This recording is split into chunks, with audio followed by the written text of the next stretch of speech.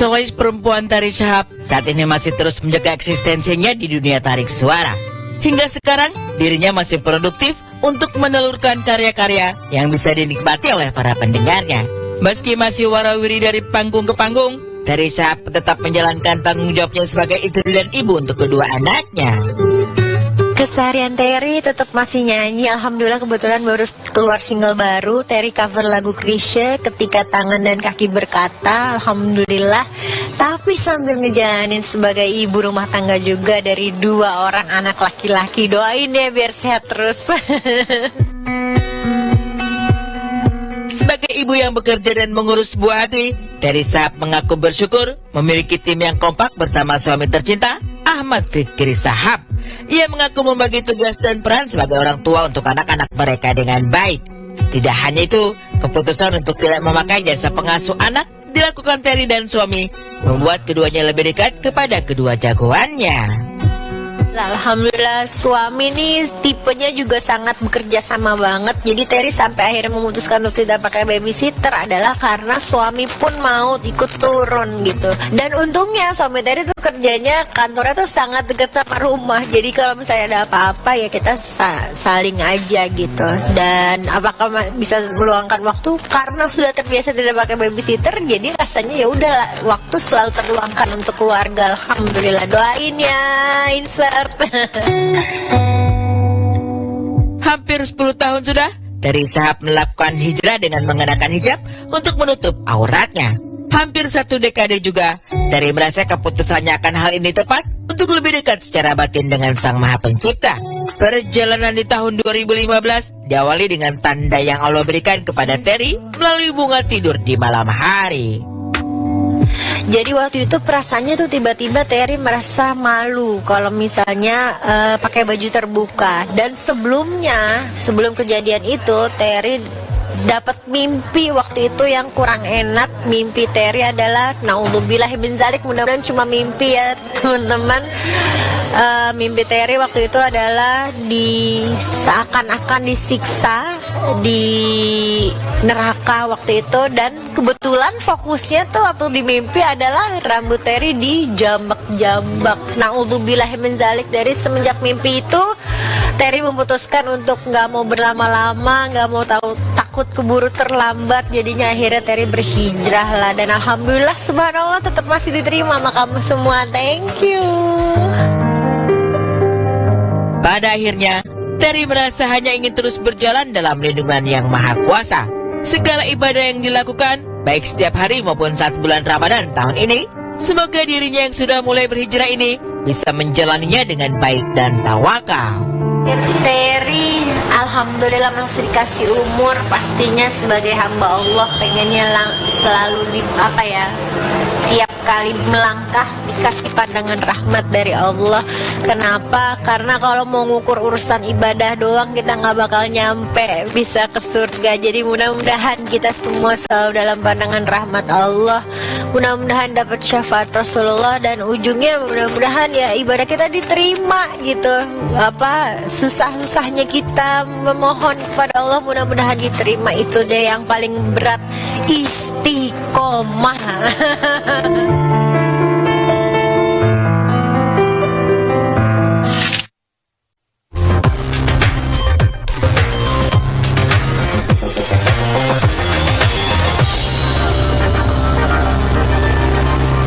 Terus pantengin aja langsung.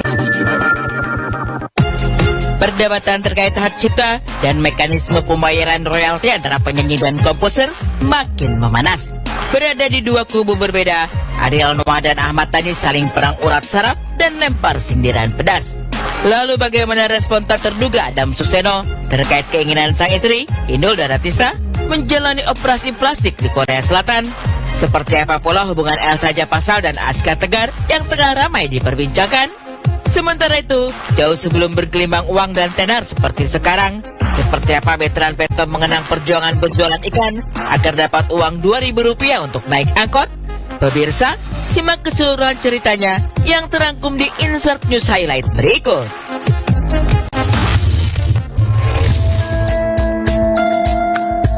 Pertempuran gagasan di industri musik tanah air kian membara. 2 sosok besar, Ariel Noah dan Ahmad Dhani kini berada di garis depan dalam perdebatan sengit mengenai hak cipta, seperti menjelar sebagai arena pertarungan antara visi dan aksi. Langkah sejumlah musisi, termasuk Ariel Noah, mengajukan gugatan terkait hak cipta, mendapat respons tajam dari pentolan Dewa 19, Ahmad Dhani, yang menyebut aksi vokalis band Noah dan kawan-kawan sebagai tindakan kekanak-kanakan. Ariel tidak tinggal diam. Ariel tegaskan bahwa langkahnya bersama sejumlah penyanyi tak lebih dari mencari solusi terbaik bagi semua pihak dalam ekosistem industri musik di negeri ini. Tak ingin terpancing perdebatan tak berujung, Ariel memilih fokus memperjuangkan hak musisi.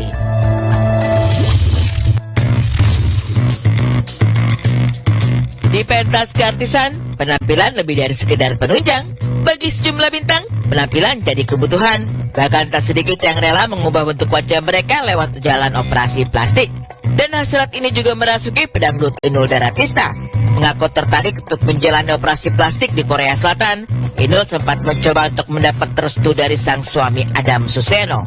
Meski memberi izin, Adam Suseno mengungkap lebih menyukai penampilan alami sang istri dan menekankan bahwa kecantikan fisik bersifat sementara.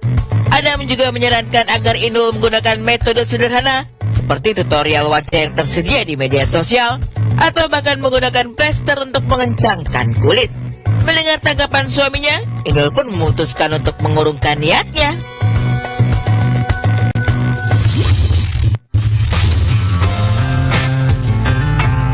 Selebgram cantik Elsa Japasal akhirnya mengklarifikasi hubungannya dengan anak dari Deddy Corbuzier, Aska Corbuzier. Kedekatan antara Elsa dan Aska menjadi perhatian publik setelah Deddy Corbuzier mengunggah momen kebersamaan mereka di media sosial pada Januari 2025.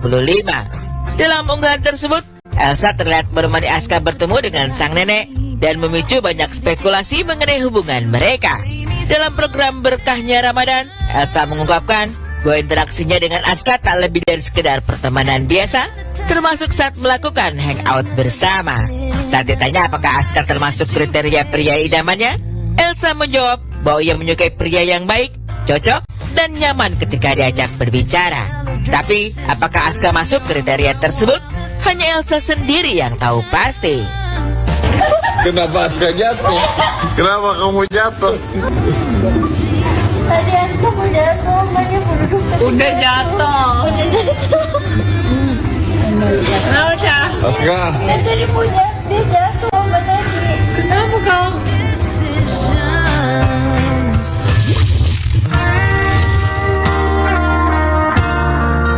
Bermandikan popularitas, bergelimang kemewahan, veteran Peto tak lantas melupakan kisah masa lalu yang penuh perjuangan. Saat masih tinggal di Manggarai, Nusa Tenggara Timur, saat jauh dari pusat industri hiburan di negeri ini, sosok yang akrab disapa Onyo ini menceritakan bahwa jarak dari rumah ke sekolah sangat jauh, sehingga ia memerlukan ongkos Rp2.000 untuk naik angkot alias angkutan umum. Demi mendapatkan uang tersebut, ia rela berjualan bakpao dan ikan. Dari hasil berjualan, Onyo mendapat upah sebesar Rp5.000 dari neneknya. Meski kini hidup berkecukupan, veteran Peto mengaku tak pernah boros. Pengalaman membuat veteran memahami betapa sulitnya mencari uang. Ia juga selalu mengingat pesan dari sang nenek yang menekankan pentingnya bekerja keras dan tidak malas untuk memenuhi kebutuhan sehari-hari. Pesan itu selalu tertanam di diri Onyo hingga sekarang, yang membuatnya rela bekerja keras demi mengejar segala impian.